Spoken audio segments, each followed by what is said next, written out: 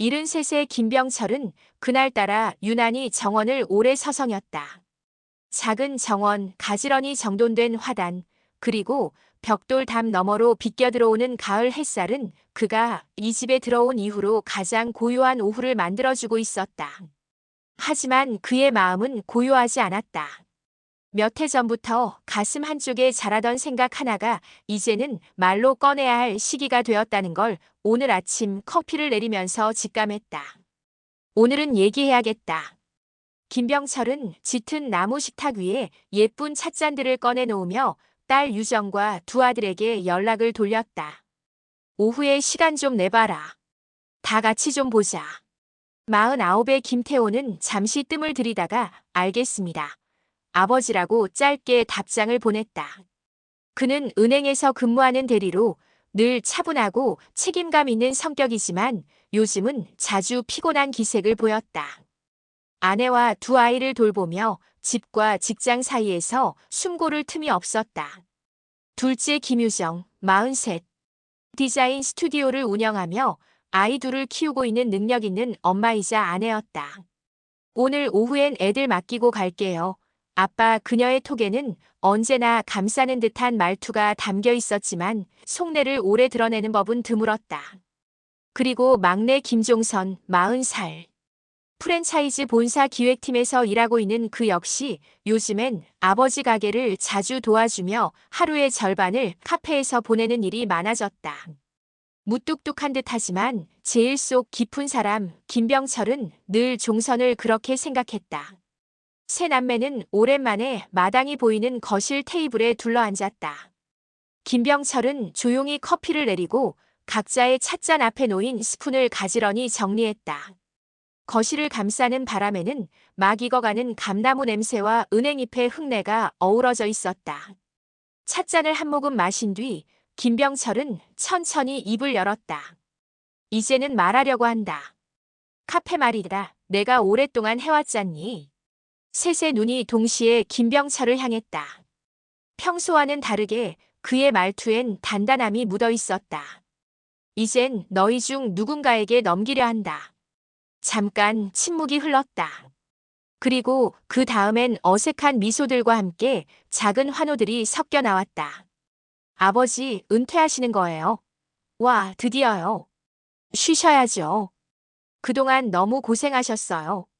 말끝마다 격려와 박수처럼 이어졌고 그 따뜻한 분위기 속에서 김병철은 잠시 숨을 들이쉬었다. 그리고 마지막 말을 덧붙였다. 지분은 공평하게 나눌 거다. 그 순간 마치 따뜻했던 물이 서서히 식어가는 듯 했다.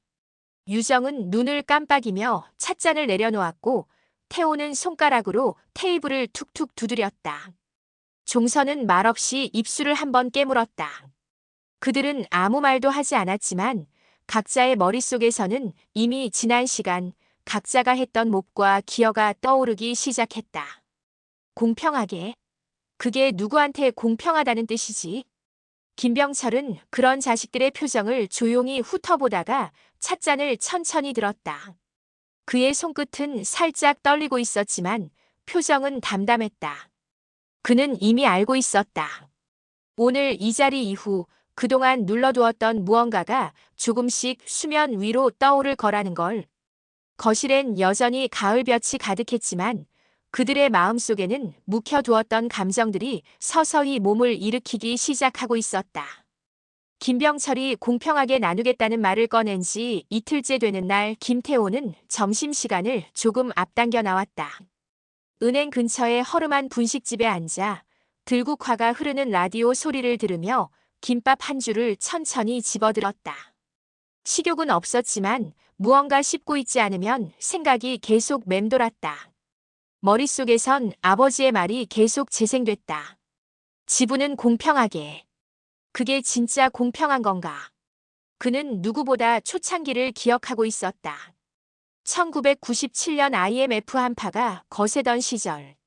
군 전역 후 막 취업 준비를 시작하려던 태호는 직장을 포기하고 아버지를 도왔다. 하루 종일 커피 원두를 볶고 장부를 쓰고 전단지를 돌리던 기억은 누구보다 선명하게 남아 있었다. 그 시절 아버지는 말이 거의 없었다.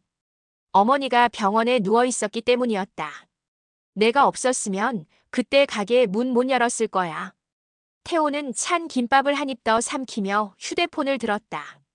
연락할 생각은 없었지만 동생 이름이 저장된 화면을 그냥 가만히 바라보았다. 반면 종선은 그날도 카페에 나와 있었다. 정오 무렵 김종선은 작은 커피 머신 옆에 서서 우유 스팀을 잡고 있었다. 거품이 오르는 소리 속에 그의 머릿속에는 태호의 표정이 떠올랐다. 말은 없었지만 형은 틀림없이 무언가 씹고 있었다. 그날 이후 연락도 없었다. 종선은 그게 싫었다. 대놓고 화를 내는 게 오히려 나았을 것이다. 차라리 고함을 치고 손이라도 한번 내질렀으면 속이 이렇게 갑갑하진 않았을 텐데. 형은 항상 그렇게 계산기를 먼저 꺼내. 종선은 우유 거품을 정리하고 라떼 위에 조심스럽게 하트 모양을 만들었다. 예전 같았으면 손님에게 건네기 전 사진 한 장 찍었을 텐데 오늘은 그러고 싶은 마음이 들지 않았다. 같은 시간 유정은 한남동의 한 조용한 로펌 사무실에 앉아 있었다. 맞은편 검은 정장을 입은 40대 초반의 여성이 서류를 조심스럽게 펼쳐놓으며 말했다. 지분 문제에 있어선 유정님이 충분히 주장할 수 있습니다. 기여도 산정 방식에 대해 의견 조율이 먼저 필요하겠지만요. 유정은 입술을 앙다물며 고개를 끄덕였다. 남매들 사이에 큰 소리 내고 싶진 않았다. 그렇다고 아무 준비 없이 공평한 몫을 받아들일 순 없었다. 내가 그 가게 디자인 바꿔준 게 몇 번인데 명절마다 무슨 일 생기면 내가 나가서 수습했고 게다가 둘은 남자라는 이유로 늘 앞줄에 있었잖아. 유정은 조용히 펜을 집어 서류 한 모퉁이에 사인을 했다. 그 순간 왠지 모르게 손끝이 싸늘해졌다. 오후 종선은 카페 창밖을 멍하니 바라보다가 형이 문득 나타나는 걸 봤다. 김태호는 느릿하게 문을 열고 들어왔다. 커피 되냐? 직원 없어서 내가 하고 있어. 라떼? 응. 종선은 말없이 고개를 끄덕이고 다시 우유를 데우기 시작했다. 스팀 소리가 공기 사이를 긁었다. 거의 다 됐을 무렵 태호가 입을 열었다. 너 왜 말 안 하냐? 뭘? 그날 아버지 말씀 듣고 한마디도 안 하더라. 종선은 컵을 내려놓으며 조용히 말했다. 형이 먼저 그러잖아. 공평하게가 불공평하다고. 잠깐 정적. 태호는 테이블 위 손가락을 탁탁 두드렸다. 나는 그냥 그동안 해온 게 있으니까. 그걸 말한 거야. 종선은 숨을 깊이 들이쉬었다. 형이 초창기 도운 거 인정해. 근데 그 이후에 형은 없었잖아. 그 말에 태호의 눈썹이 살짝 꿈틀거렸다. 형이 떠나고 나서 아버지 병원 갈 때 직원 없어서 내가 주방에 들어가고 비 오는 날 혼자 가게 문 닫고 그건 누구 몫이었는데. 태호가 컵을 들어 한 모금 마셨다. 넌 원래 그런 거 좋아했잖아. 혼자 있는 거. 종선의 손이 컵에서 멈췄다. 그래. 좋아했어. 혼자 있는 거. 근데 그게 좋아서 그런 줄 알았어. 태호는 조용히 고개를 돌렸다. 둘은 더 이상 말을 잇지 않았다. 하지만 가게 안엔 스팀 소리 대신 오래된 오해의 공기만 가득 차 있었다. 밖에서는 해가 슬슬 기울고 있었고 종선은 조용히 종업원용 메모장 하나를 꺼내 뭔가를 적기 시작했다. 그의 눈빛엔 지난 10년 동안 하지 못한 말들이 작은 잉크처럼 번지고 있었다. 가을비가 조용히 내리던 어느 목요일 오후였다. 가게 바닥은 오전에 청소를 마쳐 은은하게 윤이 났고 창문 너머로 스며드는 회색빛 햇살은 종선의 커피잔에 길게 드리워졌다. 그는 무심히 시계를 바라보다 약속 시각이 가까워짐을 느꼈다. 곧 올 텐데. 윤세라 37. 브랜딩 기획사에서 10년 넘게 일해온 능력자이자 요즘 종선이 가장 가까이 마음을 터놓는 사람이었다. 이따금 퇴근길에 함께 커피를 마시고 카페 이야기를 꺼내는 걸 즐겼다. 그러다 어느 날 세라는 조심스럽게 한마디를 꺼냈다. 종선 씨, 혹시 이 가게 리브랜딩 해볼 생각은 없어요? 그녀의 눈빛엔 진심과 기획이 섞여 있었다. 처음엔 웃어 넘겼지만 그 질문은 종선의 머릿속에 오래 남았다. 그리고 오늘 세라가 김병철을 직접 만나 아이디어를 제안하겠다고 나선 날이었다. 낮 3시쯤 윤세라는 깔끔한 베이지색 코트를 입고 카페 문을 밀고 들어왔다. 김병철은 종선의 연락을 받고 일부러 시간을 냈고 그녀를 맞이하기 위해 테이블 하나를 정리해 두고 있었다. 안녕하세요, 어르신. 윤세라라고 합니다.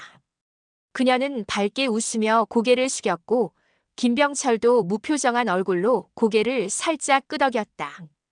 이야긴 들었습니다. 잠시 후 종선이 커피를 내오고 세라는 태블릿을 꺼내 조심스럽게 말을 시작했다. 제가 일하는 회사는 지역 소형 브랜드를 전국 단위로 키우는 프로젝트를 진행하고 있어요. 모퉁이 1989는 이름도 공간도 감성이 너무 좋아서 전국 프랜차이즈로 리브랜딩하면 정말 잘 될 것 같아요. 김병철은 고개를 들지 않고 커피잔을 돌렸다. 내가 왜 그래야 하죠? 물론 아버님 의견이 중요하죠. 하지만 요즘은 감성 있는 공간이 소비의 중심이에요. 이 브랜드 종선 씨가 이끌 수 있다면 저희가 투자와 홍보, 인테리어까지 맡을 수 있습니다. 세라의 말은 매끄럽고 자신감 넘쳤다. 그러나 김병철은 미동도 없이 커피를 한 모금 마셨다. 난 그냥 조용히 가게 열고 단골들 이름 기억하고 오래된 커피 향 맡으며 살았어요. 그는 천천히 시선을 들었다. 눈빛엔 날이 서 있진 않았지만 묘하게 단단했다. 내 가게가 누군가의 실적표가 되는 건 내 스타일이 아닙니다.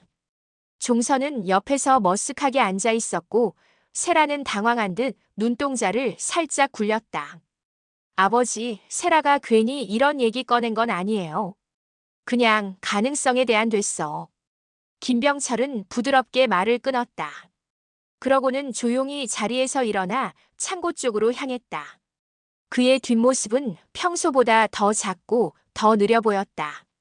다음 날 아침, 김유정은 아이들 등원을 마치고 커피를 마시려다 가족 단체방에 뜬 단 하나의 메시지를 보았다. 김병철 카페는 아산복지재단에 기부하겠다는 계약서에 어제 서명했다. 유정은 휴대폰을 든 손을 내려놓지도 못한 채 그대로 몇 초간 멈춰 있었다. 기부? 얼른 전화를 걸었지만 김병철은 받지 않았다. 그제야 그녀는 창밖으로 햇살이 얼마나 눈부셨는지 깨달았다. 하지만 가슴속은 서늘하기만 했다. 종선은 점심 무렵 창고 정리를 하다 형의 전화를 받았다. 지금 단톡방 봤냐? 봤어. 넌 뭐 알고 있었냐? 아니. 태호는 짧게 숨을 들이마시고 말을 삼켰다. 아버지 진짜 기부하신 거냐? 종선은 대답하지 않았다. 그저 전화기 너머로 자신의 말 없는 숨소리만 흘렀다. 태호는 그 순간 이 싸움이 단순히 지분의 문제가 아니라는 걸 어렴풋이 느꼈다. 그리고 어쩌면 정말 누군가가 이 일에 개입했을지도 모른다는 생각이 슬며시 고개를 들기 시작했다. 그날 밤 김병철은 TV를 켜두고도 아무 채널도 고르지 않은 채 리모컨만 만지작거리고 있었다.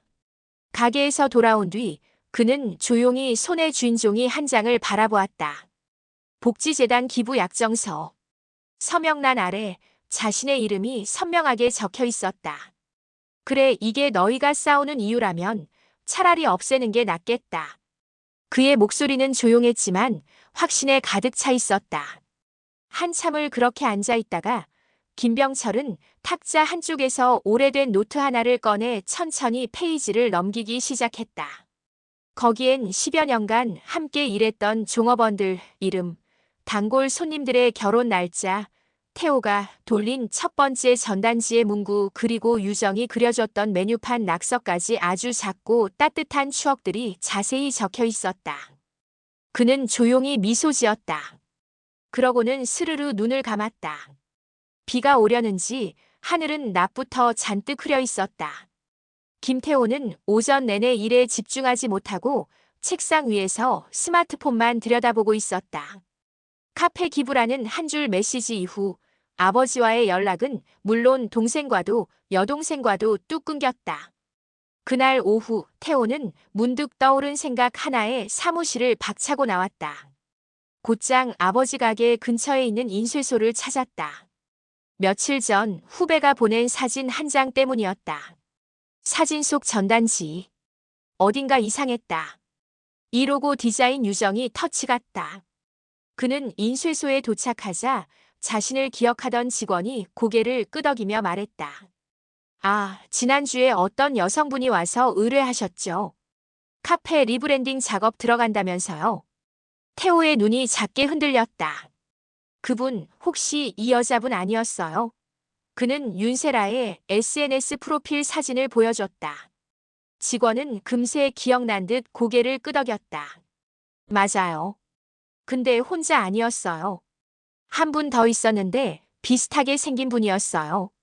디자인 쪽 한다고 하셨나. 그 순간 태호의 머릿속이 싸늘하게 얼어붙었다. 같은 시간. 김종선은 늦은 점심을 마치고 카페 뒤편 사무실 책상에 앉아 있었다. 책상 위에는 그가 기록해 두었던 수익 분기표와 최근 고객 리뷰 데이터가 놓여 있었지만 그는 손에 쥔 파일 하나에서 눈을 떼지 못했다. 사업 제안서 마이너스 모퉁이 1989 리브랜딩 발신자 윤세라, 참조인 김유정 참조인. 그 단어 하나가 종선의 가슴 깊은 곳을 찔렀다. 서류 속에는 새 로고 시안, 간판 변경안, 메뉴 구조 개편까지 놀랄 만큼 구체적인 내용들이 적혀 있었다.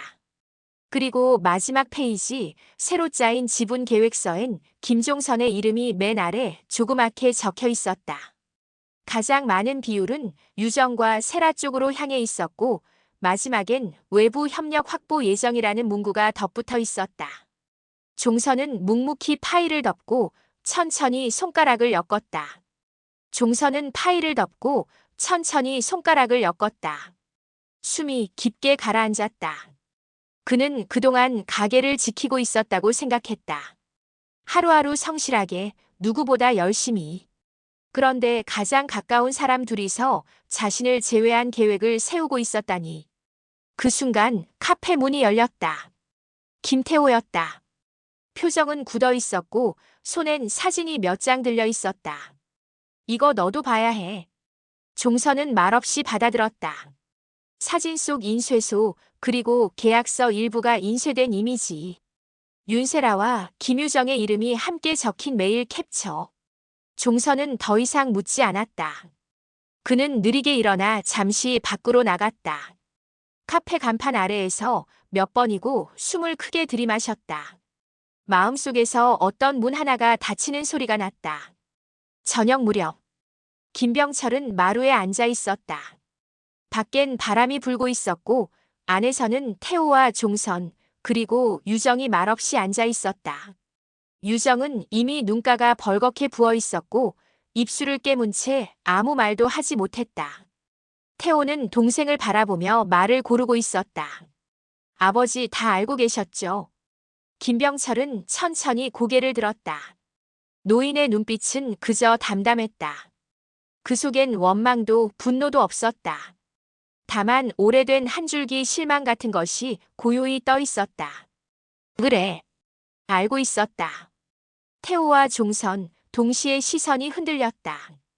복지재단에 기부한다고 단톡방에 올린 날 그 전날 세라가 내 앞에서 사업 제안서를 펼쳤다. 그는 잠시 말을 멈췄다. 그리고 눈을 감았다. 그날 내 누나 이름이 그 문서 안에 적혀 있었지. 유정이 숨을 들이마시며 입을 열었다. 아버지, 그건 저는 그냥 세라가 하도 부탁해서 한번 검토만 도와주려던 건데 그녀는 말끝을 잇지 못했다. 눈물이 볼을 타고 조용히 흘러내렸다. 종선은 조용히 고개를 떨궜다. 형의 말, 아버지의 말, 누나의 눈물까지 모두가 머릿속에서 얽히고 있었다. 김병철은 고개를 끄덕이며 조용히 말했다. 그래, 그럴 수 있지. 살다 보면 욕심이 앞설 때도 있고 형제보다 자기 앞가림이 먼저일 수도 있고 그는 조용히 무릎 위 손을 포개며 말했다. 하지만 나는 가족이 서로 손잡지 않으면 아무것도 남지 않는다는 걸 너희 어머니 가고 나서야 알았어. 방 안은 조용했다. 단 한마디도 덧붙이지 않았다. 그 침묵 안에서 자식들은 처음으로 아버지의 시간을 되짚어보기 시작했다. 가을이 깊어졌다. 카페 앞 단풍나무는 잎이 붉게 물들었고 이따금 낙엽 하나씩 천천히 내려앉았다. 김종선은 조용히 카페 문을 열었다. 새벽 공기는 차가웠지만 그날따라 마음은 조용했다. 그날 밤 윤세라와 마지막 통화를 했다. 서로 감정 섞인 말은 하지 않았다. 서류도 계약도 정산도 없이 그저 한 줄의 말로 정리했다. 이젠 여기까지만 하자. 그 말 뒤로 그녀는 말없이 전화를 끊었다. 종선은 미련이 없다고 스스로를 다독였지만 창가에 서서 한참을 서 있던 자신을 보며 사실은 마음 어딘가가 여전히 헛헛하다는 걸 느꼈다. 그럼에도 이건 옳은 선택이었다. 가족을 버리고 이어질 관계는 아무리 매끈해 보여도 끝은 삐걱거릴 거라고 그는 이제야 확실히 알 수 있었다. 주말 오후 김병철의 집 마당엔 오랜만에 사람들이 모였다. 김태호는 아내와 아이들을 데리고 왔고 김유정도 아이 손을 꼭 잡고 들어섰다. 종선은 미리 와서 작은 화분들을 마당 가장자리에 옮기고 있었다. 김병철은 말없이 문을 열어두고 모두를 기다렸다. 그의 얼굴은 전보다 훨씬 편안해 보였다. 큰 상은 차리지 않았다. 찹쌀밥에 갈치조림, 무생채, 그리고 손수 내린 커피. 여기까지 온 김에 차 한 잔씩 하고 가라. 그의 말에 모두가 조용히 웃었다. 식사 후 김병철은 작은 노트를 꺼내 테이블 위에 올려놨다. 지분은 다시 정리하자. 모두가 조용히 고개를 들었다. 태호는 초창기 5년, 종선이는 이후 10년, 유정이는 공간 디자인, 행사 기획으로 도운 거. 그는 미리 정리한 수치를 꺼냈다. 태호 30% 종선, 50% 유정, 20% 동에 못하겠으면 말해라. 태호가 먼저 고개를 끄덕였다. 아버지 뜻이 맞는 것 같아요. 전 괜찮습니다. 유정도 조용히 고개를 숙였다. 그게 맞아요. 전 오히려 과분하다고 생각해요. 종선은 마지막까지 말없이 앉아있다가 손을 들어 작은 종이 하나를 꺼냈다. 저도 하나 드릴 말씀이 있어요. 그는 고개를 들어 아버지를 바라봤다. 형, 누나 우리 이참에 가게 이름 바꾸는 거 어때요? 김병철이 잠시 고개를 갸웃하자 종선은 미리 준비한 로고 시안을 꺼냈다. 간결한 붓글씨체로 써진 한 문장. 다시 가족 이 이름은 뭐냐? 처음으로 우리 셋이 다 같이 결정한 일이잖아요. 처음으로 우리 셋이 다 잘못했다고도 했고 그리고 처음으로 다시 가족이 된 것 같아서요. 태호는 입꼬리를 살짝 올렸다. 유정은 손으로 입을 가리고 눈시울을 붉혔다. 좋네 그 이름. 김병철은 로고 시안을 한참 들여다보다가 작게 웃었다. 우리 와이프가 살아있었으면 저 이름 마음에 든다 했을 거다. 그 말에 방 안이 조용해졌다. 그러고는 이내 모두가 조용히 고개를 끄덕였다. 며칠 뒤 카페 간판은 새로 달렸다. 하얀 바탕에 진한 검정 글씨. 다시 가족 간판 아래에는 작은 문구가 추가되어 있었다. 우리의 가장 따뜻했던 시간을 기억하며. 오픈 첫날 김병철은 문을 일찍 열었다. 여전히 허리엔 파스를 붙였고 아직은 커피 머신 소리보다 종이컵 소리가 익숙했지만 그의 표정은 부드러웠다. 종선은 계산대 옆에서 바쁜 손놀림으로 고객을 응대했고 태호는 손수 만든 멤버십 카드를 진열하고 있었으며 유정은 창가 테이블의 쿠션을 하나하나 조정하고 있었다. 문을 열고 들어온 단골 손님이 말했다. 이름 참 예쁘네요. 마음이 따뜻해져요. 김병철은 커피를 내리며 조용히 말했다. 예. 우리도 지금 처음부터 다시 시작하는 중입니다. 햇살이 부드럽게 유리창을 타고 들어왔고 가게 안엔 은은한 콜드브루 향이 퍼지고 있었다. 아무도 말하지 않았지만 그 공간을 채운 건 커피나 가구가 아니라 바로 함께라는 시간들이었다. 그리고 그 시간 위에 조심스럽게 얹힌 이름 하나. 다시 가족. 이제 그 이름은 그들 각자의 상처를 덮어줄 하나의 작은 집이 되었다.